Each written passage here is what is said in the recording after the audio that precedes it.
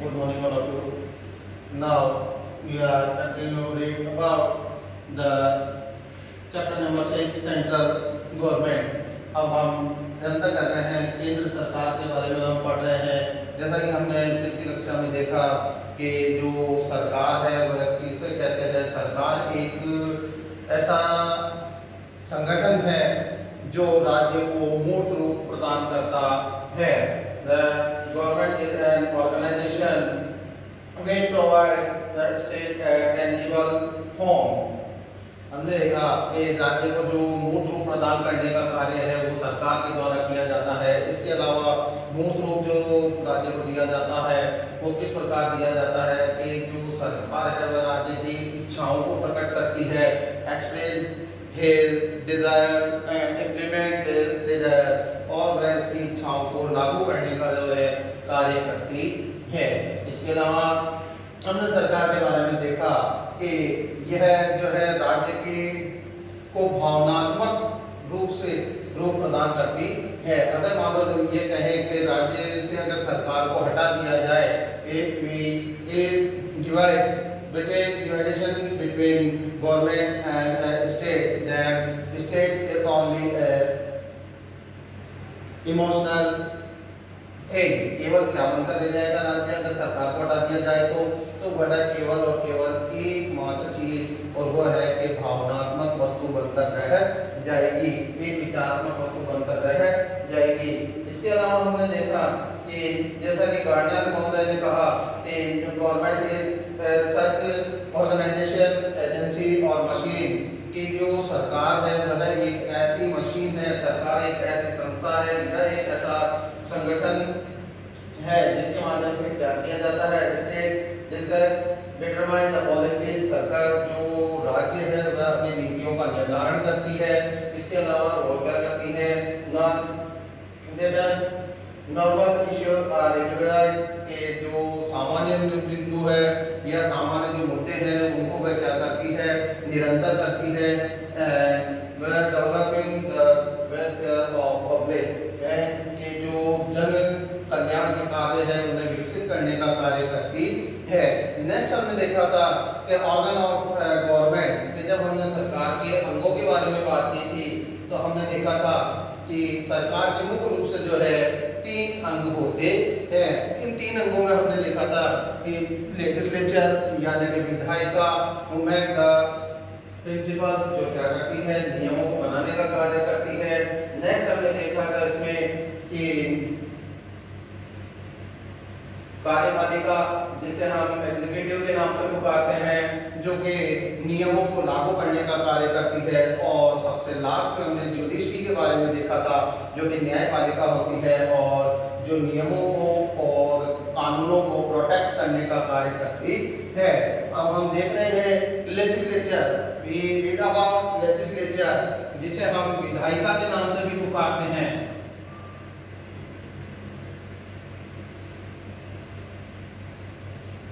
जो कि कानून बनाने का कार्य करती है। विधायिका जो कि first organ of the government. देखिए विधायिका की जब बात आ रही है यहाँ पर निकलकर तो सबसे पहले जो चीज आ रही है कि आखिर विधायिका क्या है, तो यहाँ पर आ रहा है कि ये सरकार का पहला अंग है जिसे हम और किस नाम से जानते हैं, तो यहाँ पर हम इसको जो है व्यवस्थापिका का नाम भी दे सकते हैं, ऑर्गन ऑफ मैनेजमेंट।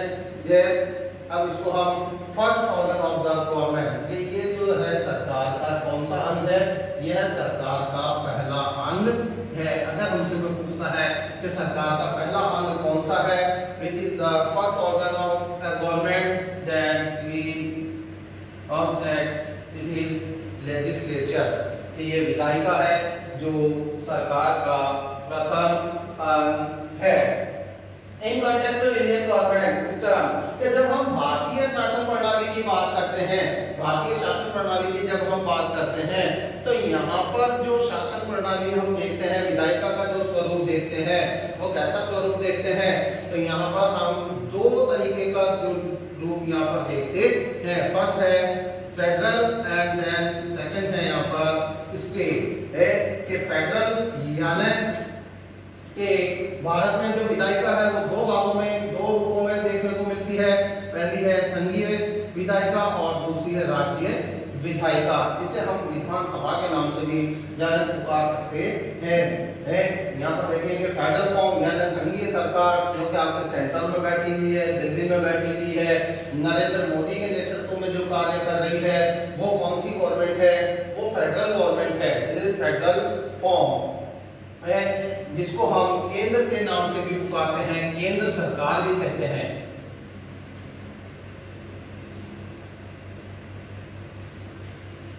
और सेकंड थिंग यहाँ पर आ रही है स्टेट लेजिस्लेचर, राज्य विधायिका। क्या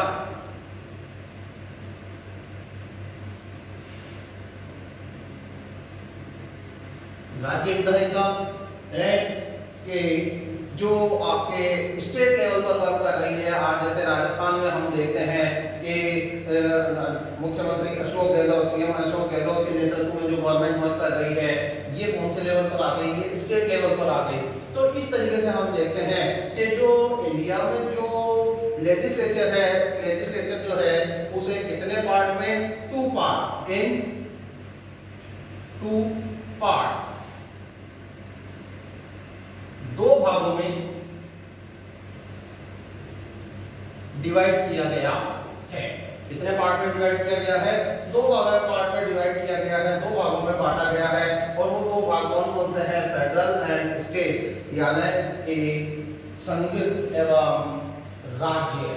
संघ यानी कि सेंटर, दूरी के जिसके चारों ओर क्या हो, कुछ हो, या यूं कह दें कि कुछ राज्यों से मिलकर बना हुआ एक केंद्र।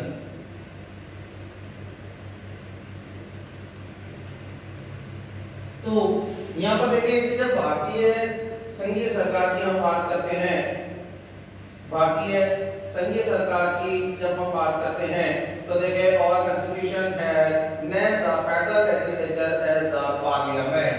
तो हमारा जो संविधान है वो इसे क्या नाम देता है? पार्लियामेंट, यानी कि संसद। कि हमारे संविधान ने हमारे फेडरल लेजिस्लेचर को क्या नाम दिया है? हमारी केंद्रीय सरकार को या हमारे केंद्र में स्थित विधायिका को क्या नाम दिया है? भारतीय संघीय सरकार को संसद का नाम दिया गया है। ये सेकंड इंपॉर्टेंट चीज बात यहाँ पर आपके आ रही है कि जो इंडिया में जो फेडरल लेजिस्लेचर है या केंद्रीय जो सरकार है, वह किस नाम से पुकारी जाती है? तो वह पार्लियामेंट के नाम से पुकारी जाती है। वह किस नाम से पुकारी जाती है? वह पार्लियामेंट के नाम से पुकारी जाती है।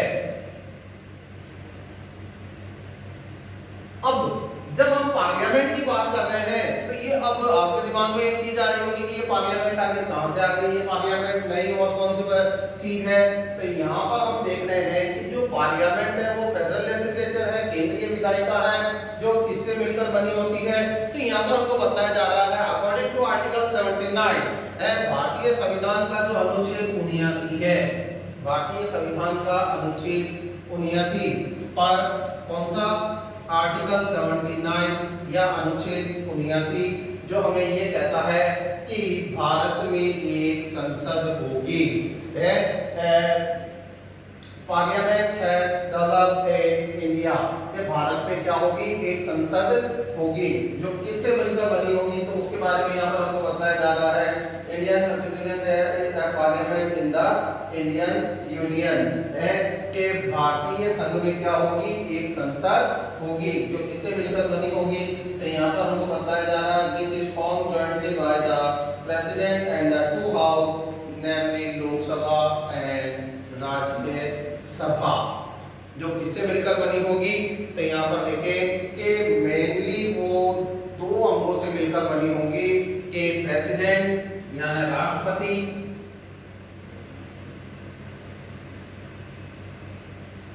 और 2 सदन,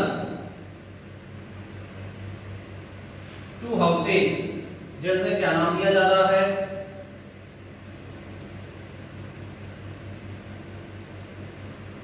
लोकसभा और राज्यसभा, लोकसभा और राज्यसभा के भाई हमारे यहाँ पर एक संसद होगी जिसका निर्माण राष्ट्रपति और दो सदन लोकसभा और राज्यसभा मिलकर करेंगे। इसके बारे में हमारे संविधान के द्वारा वर्णन किया गया। अब यहाँ पर बात आती है कि ये जो लोकसभा और राज्यसभा है इसका जो निर्माण है, इसका जो डेवलपमेंट है वो किस तरीके से होता है, इसको कैसे डेवलप किया जाता है, इसको कैसे बनाया जाता है। तो यहाँ पर एक चीज निकल कर आती है, जैसा कि यहाँ से वर्ड मीनिंग से ही पता चल रहा है, वर्ड मीनिंग से ही पता चल रहा है, लोक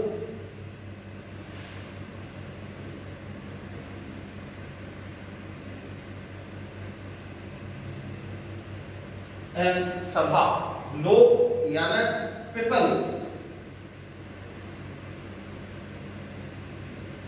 सभा मीन्स असेंबली है, असेंबली।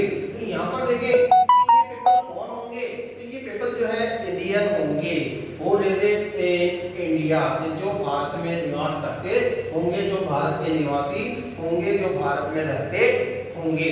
ठीक है, इन लोगों के द्वारा क्या किया जाएगा, ये इलेक्ट रिप्रेजेंटेटिव, ये अपने में से एक प्रतिनिधि चुनेंगे और यही प्रतिनिधि फिर कहां जाएंगे, लोकसभा में जाएंगे।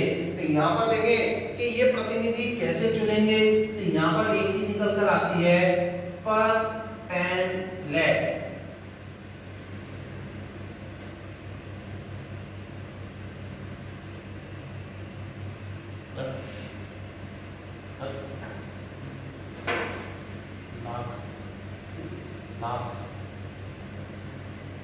पर 10 लाख पीपल के प्रति 10 लाख व्यक्तियों पर क्या होगा, एक रिप्रेजेंटेटिव होगा, एक प्रतिनिधि होगा। अब आगे जो आपको बात आ रही होगी कि भाई अगर मान लो कहीं 10 लाख की जनसंख्या नहीं हुई तो वहां पर कैसे होगा, वहां पर कैसे होगा, वहां से कैसे प्रतिनिधि चुना जाएगा। तो यहाँ देखेंगे कि अगर ऐसी स्थिति कुछ होती है तो वहां पर क्या किया जाएगा कि मर्ज कर दिया जाएगा, जोड़ दिया जाएगा, मिला दिया जाएगा दो स्थानों को, और फिर क्या कर दिया जाएगा, वहां पर एक ही प्रतिनिधि होगा। आज फॉर एग्जांपल हम देखते हैं कि राजस्थान में जो डिस्ट्रिक्ट है वो 33 है, 33 जिले हैं राजस्थान में, लेकिन यहां से जो कैंडिडेट चुनकर जाते हैं लोकसभा में, कैंडिडेटों की जब बात होती है तो वो केवल 25 ही जाते हैं।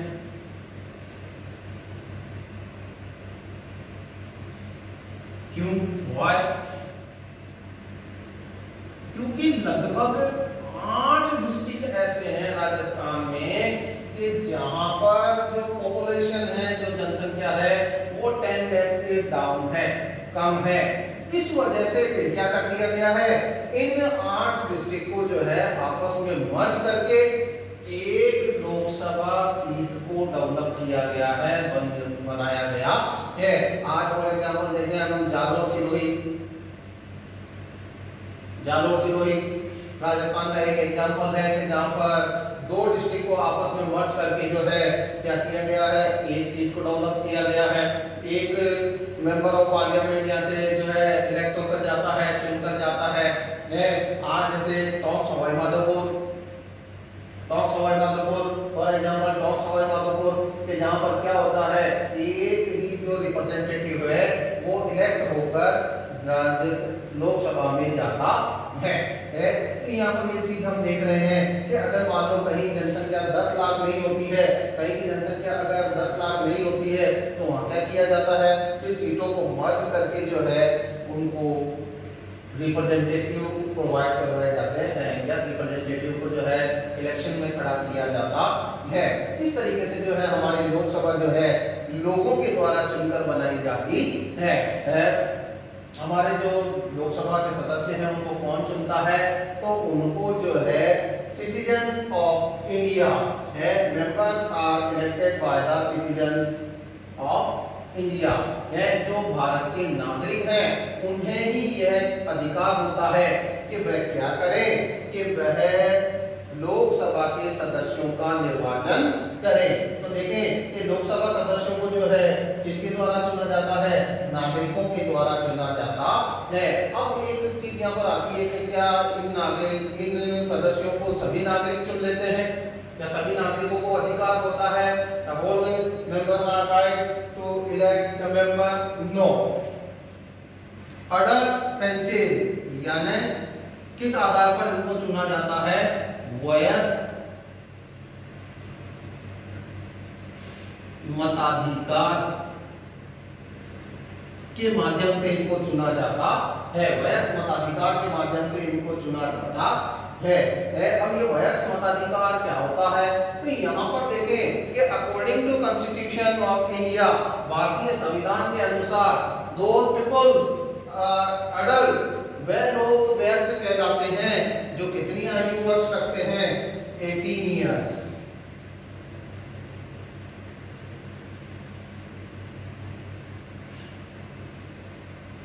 अठारह वर्ष की जो आयु वर्ग वाले लोग हैं, जिनकी आयु 18 वर्ष है, वह इस व्यक्तियों को चुन सकते हैं, इन सदस्यों को चुन सकते हैं।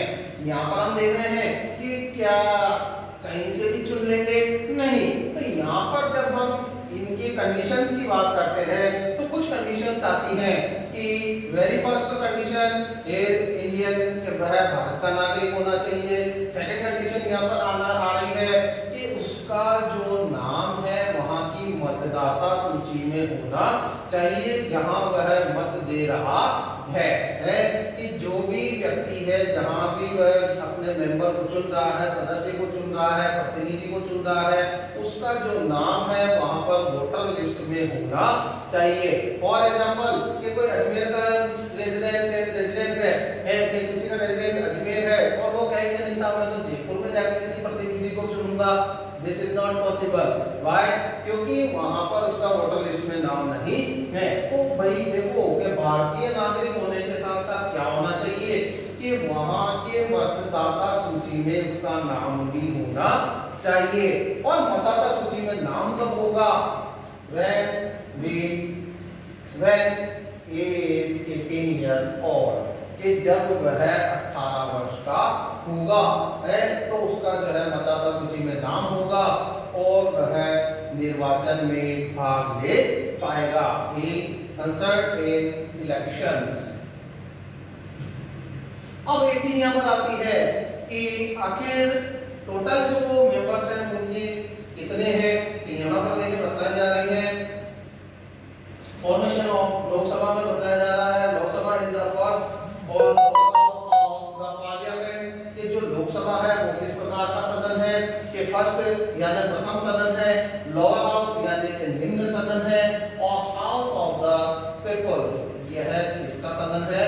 यह लोगों का सदन है। अब इसको लोगों का सदन क्यों कहा जा रहा है, इसके बारे में अभी भी हमने चर्चा की, बहुत ज्यादा चर्चा की कि क्योंकि इसे जो है लोगों के द्वारा निर्वाचित किया जाता है, या यूं कहें कि इसे जो है लोकसभा को जो है जो प्रतिनिधि हैं लोकसभा के वो किसके द्वारा चुनकर भेजे जाते हैं?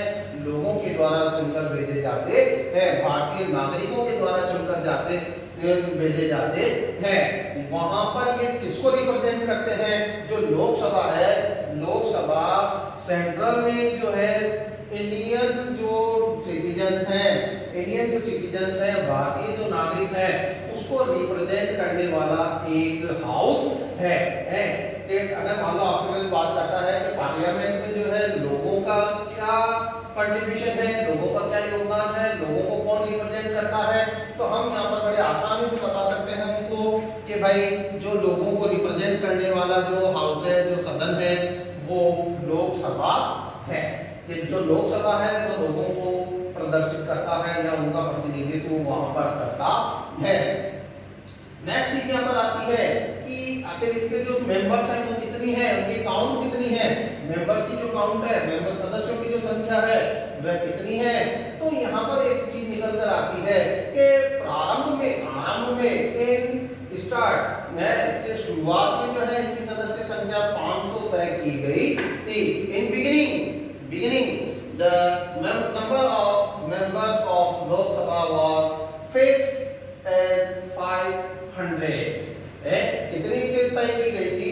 500 तय की गई थी। बट नाउ, लेकिन वर्तमान में इट इज 552। इनकी जो सदस्य संख्या है वो कितनी है?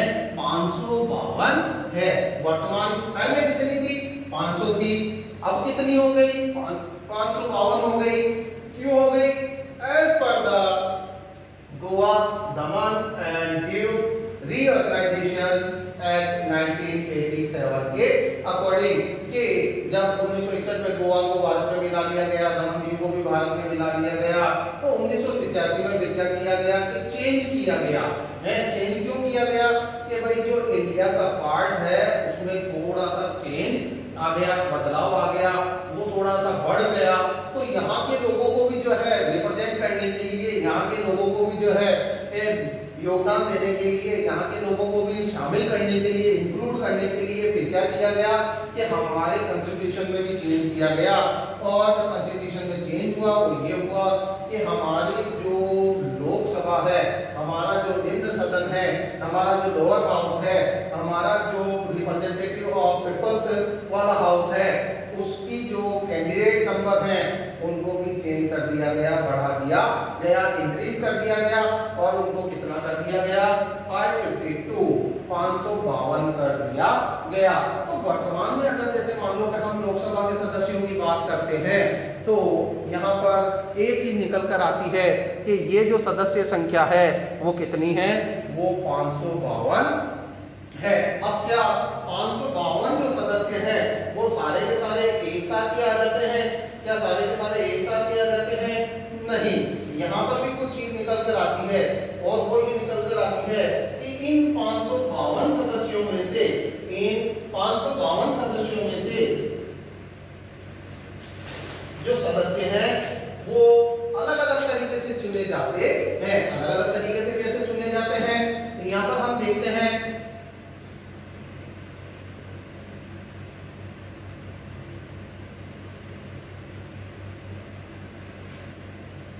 इन 552 सदस्यों को कैसे चुना जाता है।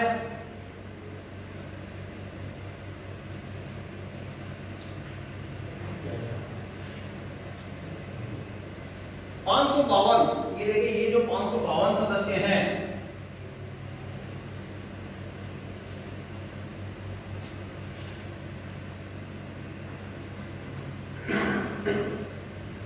ये 552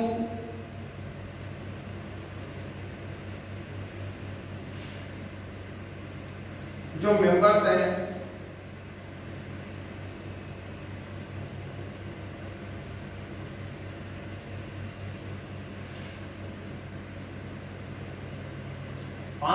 जो सदस्य हैं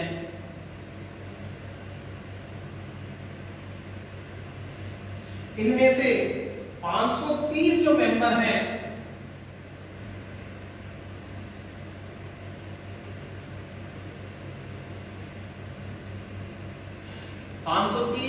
जो सदस्य हैं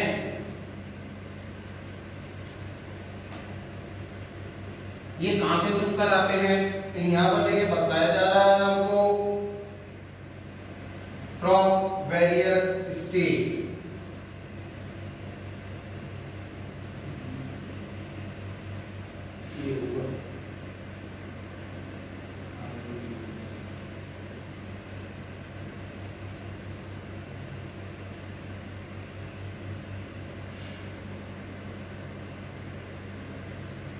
विभिन्न राज्यों से इनको चुनकर भेजा जाता है।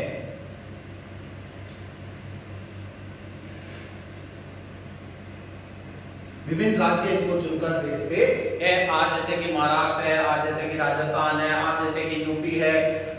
आज अगर हम रिप्रेजेंटेशन की बात करते हैं, आज जैसा कि हम अगर प्रतिनिधित्व की बात करते हैं तो 18 सीट्स के साथ जो यूपी है, 80 सीटों के साथ जो यूपी है वो सबसे अप में आता है, वेरी फर्स्ट आता है, सबसे पहले नंबर पर आता है। सेकंड जो कैंडिडेट्स हैं 20 मेंबर्स,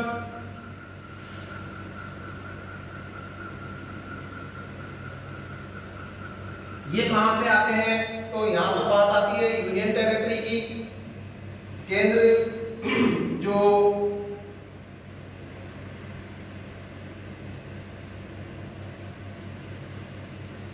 यूनियन टेरिटरी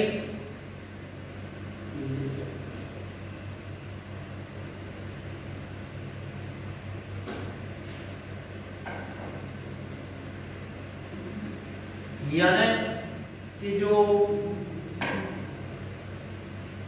संघ शासित प्रदेश है, जिनकी काउंट हम देखते हैं कि पहले तक तो 7 ही थी, अब ये जो काउंट है ये 9 हो गई। तो 20 मेंबर जो है वो संघ शासित प्रदेशों से आते हैं, 20 जो सदस्य हैं वो केंद्र शासित प्रदेशों या संघ शासित प्रदेशों से चुनकर आते हैं। और एंड लास्ट जो 2 मेंबर्स हैं, 2 जो सदस्य हैं उनको कहां से चुनकर भेजा जाता है? तो इन्हें जो है ये एंग्लो इंडियन होते हैं।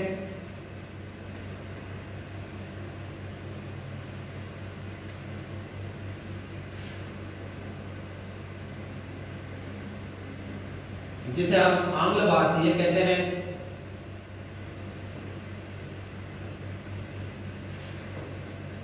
आंग्ल भारतीय के नाम से इनको हम पुकारते हैं और इन्हें प्रेसिडेंट के द्वारा नॉमिनेट किया जाता है या मनोनीत किया जाता है।